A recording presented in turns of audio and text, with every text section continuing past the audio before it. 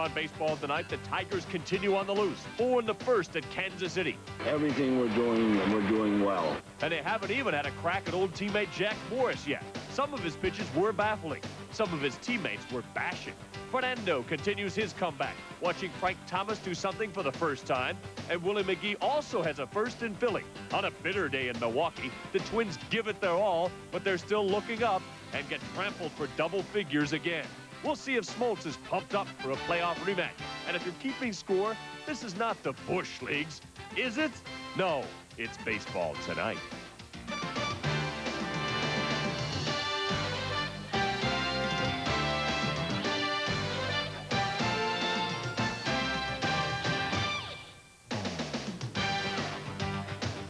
Hello and welcome to Baseball Tonight. I'm Kevin Miller. We've got lots to get to, including our regular Monday installment of Plays of the Week. We'll also hear from Sparky and the Tigers after we see what they did to open Week 4 of the season. They come to Royal Stadium having terrorized the Twins by a combined 45-10 count. Not exactly what Kansas City had in mind, as they have slowly started to straighten things out. And then here comes the Tiger juggernaut. And it didn't take long to get things started. Travis Fryman, who got Sunday off, got it right over Greg Gagne and through Brian McRae. Tony Phillips comes around to score. Tigers just getting started. Kirk Gibson doubles into the right field corner. Whitaker and Fryman score 3-0 Tigers off Mark Gubicza. Then the wild pitch gets away, and Gibby makes it 4-0. Meanwhile, Bolton pitched well.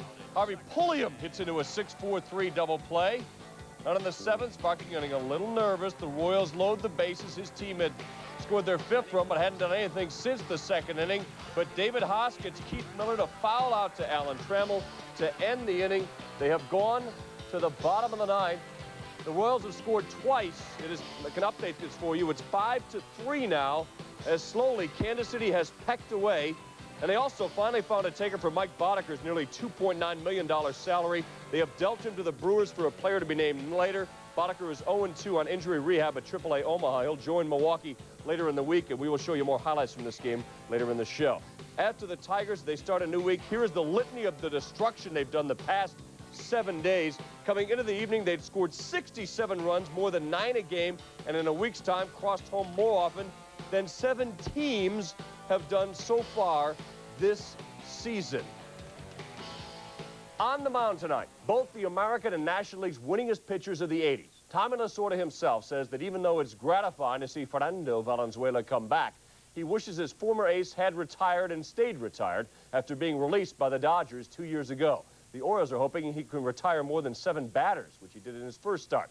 Another veteran, much closer to his best days, Jack Morris, has 3 World Series rings with the Tigers, the Twins, and now Toronto, is the first 20-game winner in Blue Jays history.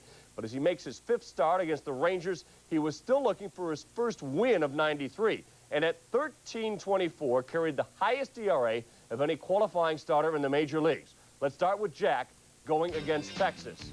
Jack hoping to be on for a change. After an 0-3 start, he strikes out Jose Looking. Canseco, who hits well in Skydome, couldn't believe it. Then, talk about baffled. Pudge, that's a strike. He's out of there, and then he strikes out Doug Strange, who should be used to striking out. 4th inning, 3-1 Blue Jays. Darren Jackson, who had a big home run over the weekend, and their 1-0 win, uncorks off Greg Lefferts, who is having trouble of his own getting started this season. Blue Jays up 4-1. Then in the 5th, more fireworks. Joe Carter against Lefferts unloads his 6th home run of the year. Blue Jays blow open the game and take a 6-1 lead as Molitor scores ahead of him. Then in there after the 6th, Morris starts to weaken. Juan Gonzalez goes opposite field, and it is out of here. That made it 6-2, and they kept coming back. They knocked Morris out of there.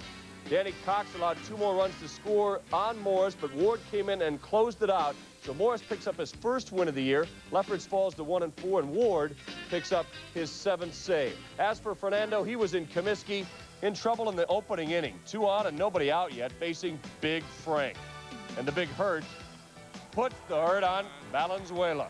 That's his first home run of the year. 61 at-bats in, it's 3-0 White Sox. Fernando lasted just 4 innings, 80 pitches, and hit the bench. 4 runs, 3 of them earned, 6 hits. Meanwhile, Wilson Alvarez also looking for his first win of the year. Takes the curveball to Ripken, and they go for the lead runner and get Brady Anderson. Orioles have been making base running mistakes all season. David Segui gets a single through the infield. Here comes Leo Gomez rounding third, challenging Bo. Jackson up, and he is meat. And the O's still haven't scored. Alvarez retiring 11 in a row at one point. Then the chink. And Gomez is denied. Ellis Burks with the snow cone. Robin Ventura trying to battle his way over 200. Alan Mills on in relief. And that is more than 380 feet. A home run to right center field. The Sox take a 5-0 lead. Go on for a 7-0 shutout as Alvarez wins it on another shaky outing for Valenzuela. The O's have now lost 5 out of 6. They have played 6 straight one-run games. This was far from that. Now to the National League. And in addition to their offensive firepower, the other reason the Phillies have the best record in the majors is that they lead the National League in pitching. As they open a 2-game quickie with the Giants, they get a chance to address one of their major concerns. Can Ben Rivera fill that 5th starter's role? He had just 2 starts all year, had not looked good in those. And in the first inning, battling 2-2 on Willie McGee, the big breaking ball, and the yacker gets McGee. The cheese gets Martinez in a 3-2 count. Then 3-2 on Clark, that one nowhere near the zone. 3-2 on Matt Williams, not pitching well to the meat of the order. 3-1 to Bonds and loses him. They're loaded after a 2-out, 2-strikeout situation. He goes 2-2 to Robbie Thompson, the big pitch of the inning, and gets him on gas. Then in the second, more base runners, Brantley and McGee aboard. Then Davey Martinez, and a piece of history for 93. Not that Brantley scored. No, the leadoff hitter, Willie McGee, scores for the first time all season. Giants up 2-0. Third inning, they get 2 more aboard off Rivera.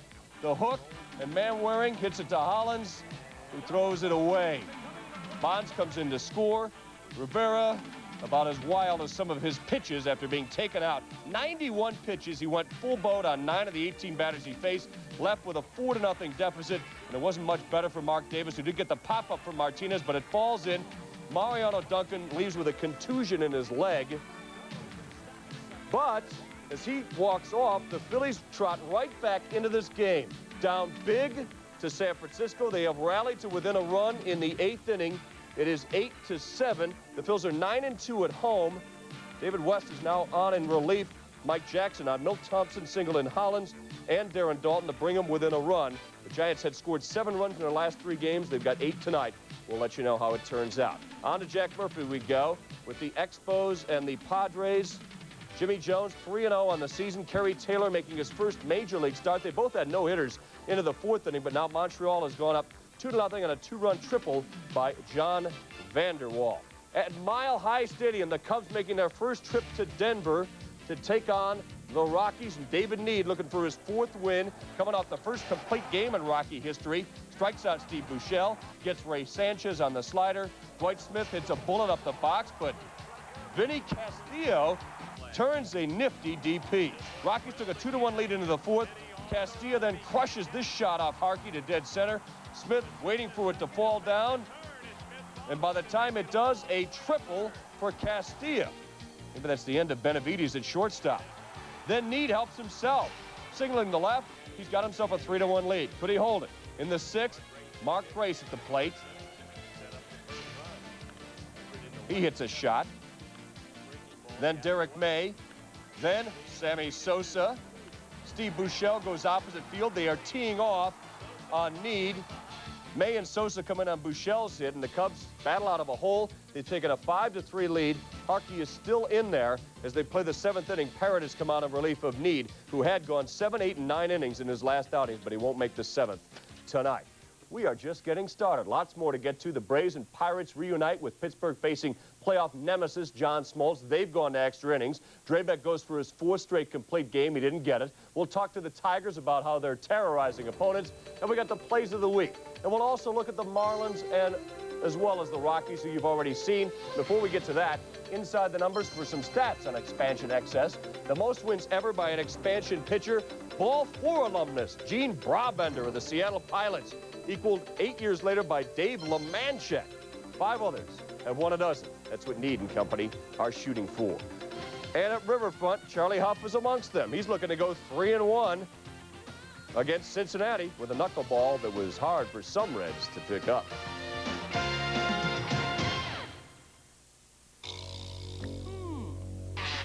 What?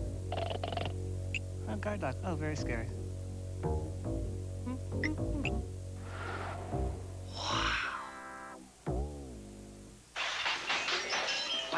good stuff. If you want great taste that won't fill you up and never let you down, make it a Bud Light.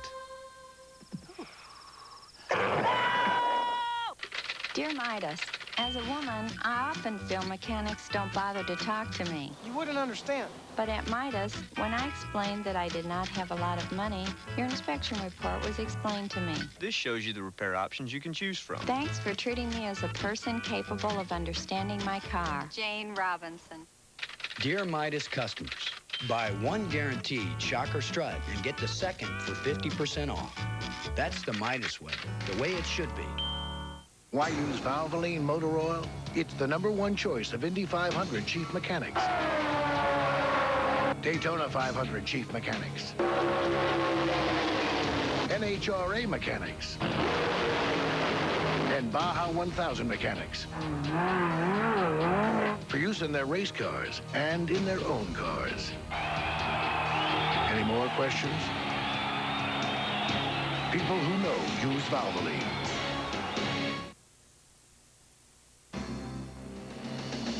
Baseball Tonight is brought to you by Budweiser, the king of beers who reminds you friends know when to say when. Welcome back to Baseball Tonight. When last they saw one another, it was approaching midnight on October 14th, and Francisco Cabrera sliced his way into history and through the hearts of Pittsburgh by playing former Pirate Sid Bream for the pennant. 6 months later, the Pirates and Braves reunite in Atlanta. Ironically enough, Cabrera making just his second start since 1991. This would be a tight one. The Braves with the advantage early. Cabrera was amongst the Braves in the lineup, and Otis Nixon off and running, and Jeff Blauser just coming off a big hitting streak. Pops it and past Andy Van Slyke to score Nixon 1-0 in the opening inning. John Smoltz has got the lead. Then he goes high in the zone to get Slaught. 8 strikeouts in the night. In the 6th, Ron Gant taters off Steve Cook. It's his 3rd of the year, and the Braves are in command, 3-0. So was Smoltz. But in the 7th of the 2-1 lead, Tom Foley homered. Opposite field, that tied it at 3, his 1st of the year, and Smoltz would get no decision. Then in the 11th, darkness about to fall. But no, Greg McMichael pitching, and Lonnie Smith, who was playing for the Braves when they won the pennant, homers for the first time this year against his old club. The Pirates had just 6 homers coming into this game. The 2 home runs so far. Stan Belinda can make them stand up, and he just has. The Pirates just closed it out, winning it 4-3, with Belinda picking up the save in relief. The 2 home runs by Foley and Smith were just the 7th and 8th home runs of the year for Pittsburgh as they pick up a big victory on the road. On the riverfront, the Marlins making their first venture into Cincinnati. Chuck Huff on the mound, getting Bobby Kelly swinging. Randy Milligan on the nasty knuckler. And Barry Larkin going out of the zone. But Larkin can appreciate the brilliance of the knuckleball. 1 hit through 6 for Charlie. Meanwhile, Jose Rio was nearly as untouchable. Benito Santiago is gunned down by Joe Oliver to end the 4th. Then in the 6th, still scoreless. Dave Magadan didn't mean to swing, but he'll take it, and then he'll try to make second, and he is meat. Cecil ESP, who will later host Plays of the Week, nails him at second base. Bottom of the 7th, it's still scoreless then. Huff, though, gets a little wild. 2 on, 1 out. Espy's aboard for Oliver, who cranks it into left. And Espy scores the first run of the game. Chuck's done. He went 6 in the 3rd, 4 hits, 2 earned runs. He did strike out 9, but walked 3, and the Reds naked stick for Rio, and Reardon, the new closer with Dibble on the shelf, combines to get his first save as a Red, a 3-hitter, 3-0 Cincinnati after they had lost 3 of their last 4. On to the Astrodome, and Houston comes back home with a share of first place, but not accustomed to being in Texas. They built their share of the lead through road work. A Major League best 8-3 outside the Dome, and even though they've struggled at home so far, they sent Doug Drabeck against St. Louis. He was seeking his 4th straight complete game. He was on top of his game. Charting pitches was the Bushes. George digging the action. Bad bounces in the game. Mark Whitten, the chopper to second. Craig Biggio, it just took too long for it to get to him. More bad bounces. Eric Anthony muscles one into left. Bernard Gilkey tried to cut it off, but then had to head back for it, and here goes Anthony. Meanwhile, Drabeck cruising along with a 2-1 lead. Greg Jeffries hits a hot smash. Bagwell plays the turf, gets the out. Top of the 8th, Runners at second and third, and an AstroTurf chop. Ozzie knows it so well, it eats Biggio alive, and suddenly a 2-1 game is turned around, and the Cardinals have a 3-2 lead, and Drabek can't believe it. McGrain picks up his first win of the year. Lee Smith saved it for him. That's his 8th, and the Astros fall to just 2-5 at home. McGrain had allowed 9 earned runs in 11 1/3, but pitched well tonight to beat Drabek, who now has a losing record despite pitching brilliantly throughout the season. Had a soggy shade. The Dodgers in town for 2. Tim Wallach, not exactly what he had in mind. In the second inning, they'd all seen it. He couldn't even see. So they called it after an hour-and-a-half rain delay, so the Dodgers' 6-game losing streak is on hold. They scored just 6 runs in their last 4 games. They'll try to atone for that. Dwight Gooden was supposed to start tonight. He was shelved because he was hit with something before the game, a little clubhouse horseplay. He is expected to pitch on Tuesday when the game is rescheduled. He is 14-2 against the Dodgers in his career. As for the incident in the clubhouse, tour board would not discuss it other than to say he was hit with an object. The Tigers become the first American League team to win 13 games. At least they're trying to this evening. The Royals are trying to prevent that as we speak. And by scoring in double figures in 5 of the last 18 games, they were the first team in the majors to reach triple figures, 50 runs more than the next closest, Cleveland. This is the first time they've led the league in April since '85, their best start overall since they won it all in '84. Not even the Tigers expect that kind of success this season, but they'll savor it while they can.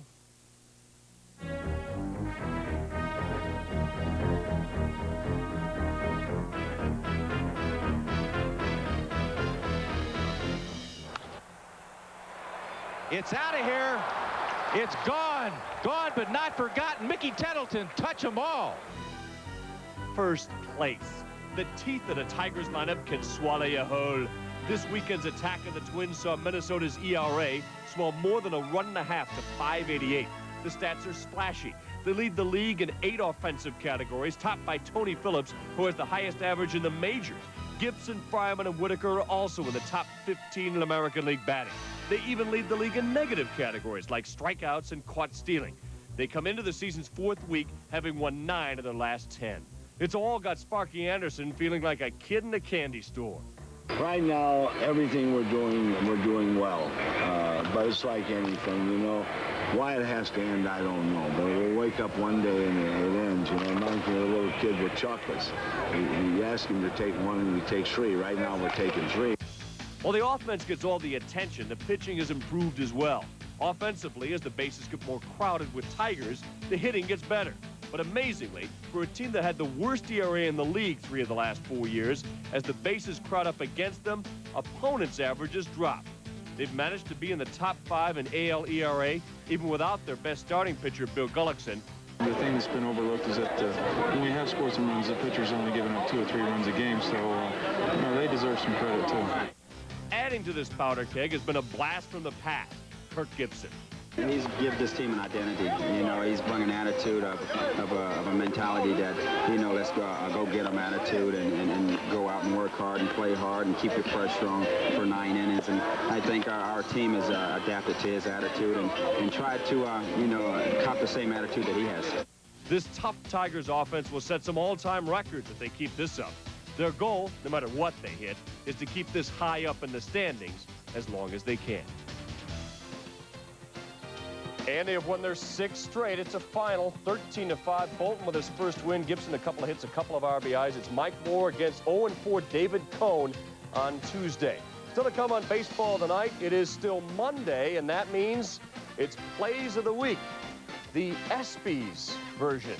We'll show you what we mean before too long.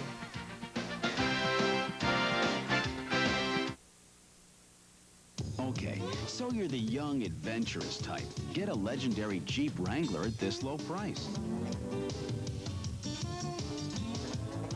When you're ready for more room, consider the affordable classic Jeep Cherokee. And if you've reached the top, then we suggest an award-winning Jeep Grand Cherokee. There's a Jeep vehicle with your name on it. See your dealer to find out which one. See your Carolina Jeep and Eagle dealer.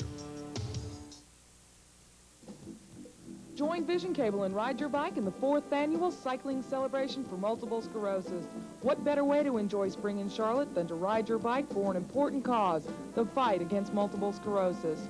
3 routes make the race perfect for novice riders and family teams, as well as the experienced cyclists looking for a challenge. The race is Saturday, May 8th, rain or shine. So call 1-800-477-2955 and register to ride today. The long pants, babe. That's it. I wanted to coach basketball. Cancer can take away all my physical abilities. It cannot touch my mind, it cannot touch my heart, and it cannot touch my soul. To join Jim Valvano in the fight against cancer, call 1-800-872-8300. With each donation of $25, you'll receive a Jimmy V Team T-shirt. Don't give up, Jimmy V. Don't ever give up. The troubled Twins opening a series in Milwaukee on a chilly night. Temperature in the 40s, a good night for earmuffs. Brewers were hot batting, though, and getting some luck, and Kevin Tapani has had that kind of start to his season. Dave Nilsson is safe when he can't make the play with Herbeck. Then this bullet goes right through him. Billy Spires knocks in a couple. Brewers were leading 5-0 by the 5th.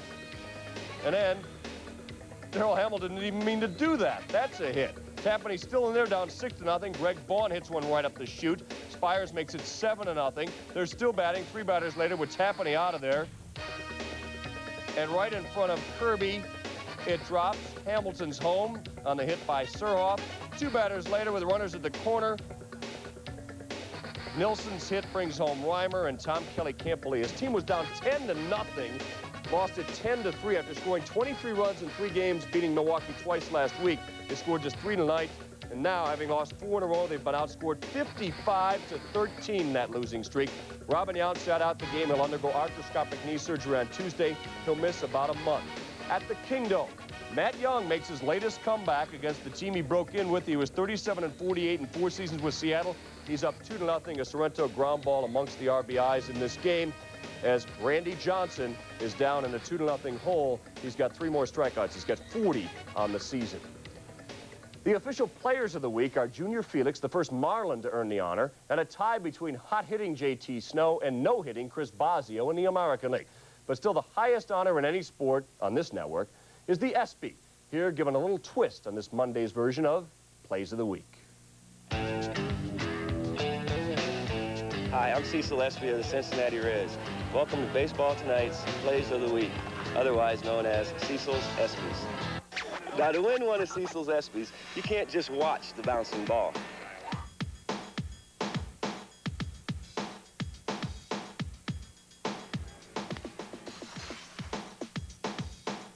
Ooh. Okay, let's tune up with our first category, Best Play by a Middle Infielder. Here are the nominees.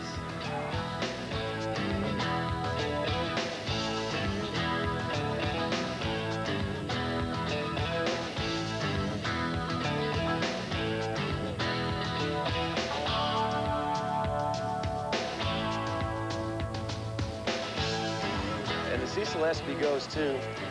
Running on the pitch, and Alomar Jr., what a nice play. And they tag him out. What a play by Felix Fermin. Yes, we'll bring you all the best glove work.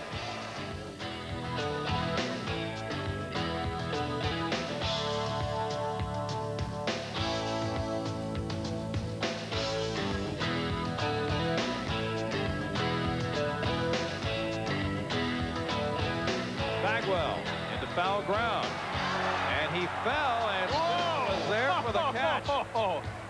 The Devil's triangle out there. And here are the nominees for Best Performance by a Rookie.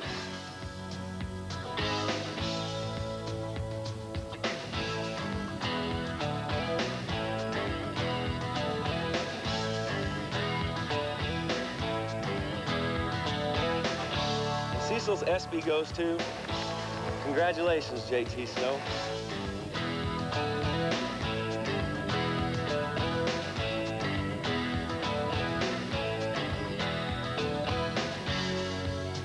And now I have this special ESPY for Chris Bosio for his no-hitter. Note the help from Omar Vizquel.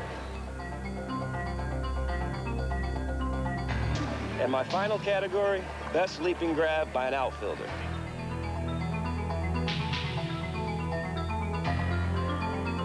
Cecils ESP goes to, what a play, Andy Van Slyke. Drives it into the gap. Will Van Slyke get there? Yes! What a catch by Van Slyke! And thanks for joining me for Cecils ESPs. Good night, everybody. Plays of the Week is brought to you by Olympic Stain, America's #1 selling stain. Olympic Protect. Nature can be devastating to wood. All-purpose water sealer's waterproof. So does Olympic WaterGuard for wood. But only Olympic has sunblock protection to fight sun damage, plus resists mildew, and has penetrating linseed oil to strengthen wood fibers. Olympic WaterGuard with 4-way wood protection, because wood needs more than an all-purpose water sealer.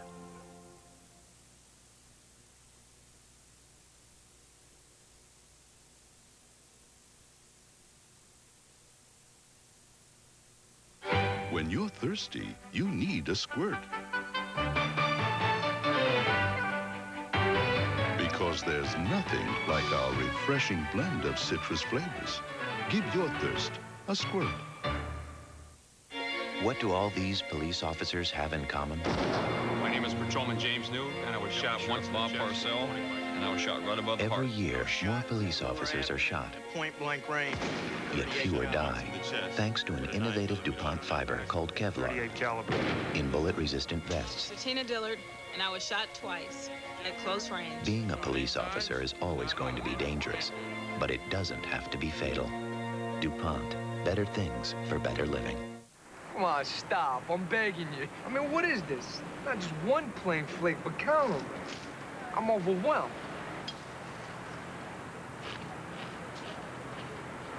What? All right, so I'm doing a 180 here. It's simple. That's good. It crunches. Yeah, I could go for them. Okay? Okay. Okay. Okay. Kellogg's Corn Flakes. Kellogg's cornflakes. You know you're killing me, right? Kellogg's cornflakes. Funny guy. Taste them again for the first time.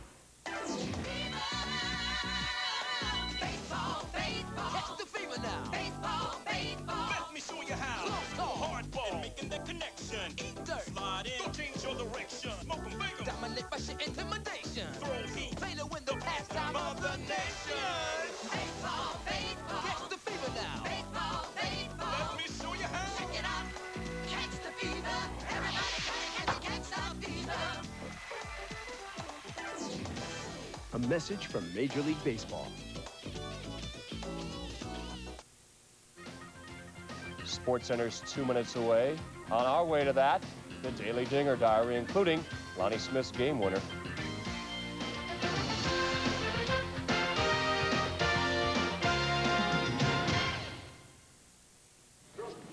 Not taking a break, are you? No break. Oh, you smell good. Well, thank you. You wearing something? Just my deodorant. Oh, that Swab Superstick I got you. Yeah. You like the Swab, huh? Yeah. Good. It costs less than your other one. Yeah, well, I think it works really well. Hmm. Don't you think so? You're supposed to be paying attention to me right now. How many women tell their husbands they smell good while they're cleaning out the garage? Just one. That's right. Yeah. Superstick. When Swab works this well, why spend more? Sometimes being a Heil dealer is no fun. Ask Henry. He'll tell you that a Heil air conditioner is so dependable, once he installs one, he may never see it again. That's why Henry always takes time to visit his old friends, even if all he does is say hello. Heil, it's dependable year after year after year. When you're thirsty, you need a Diet Squirt. Because there's nothing like our refreshing blend of citrus flavors. Give your thirst a Diet Squirt. At one point, the Giants led at Philly 8-0. It's now 8-7. Dave Righetti facing Jim Eisenreich, chops it over Clark. That'll play Morandini. It is 8-8. Beck has come in to close the rally, but they've gone to the ninth, tied at 8 apiece, with Philadelphia trying to hold on to the best record in the major leagues. Keith and Dan standing by with an hour, including overtime between Montreal and Quebec. Mario down going to the third. Stay tuned.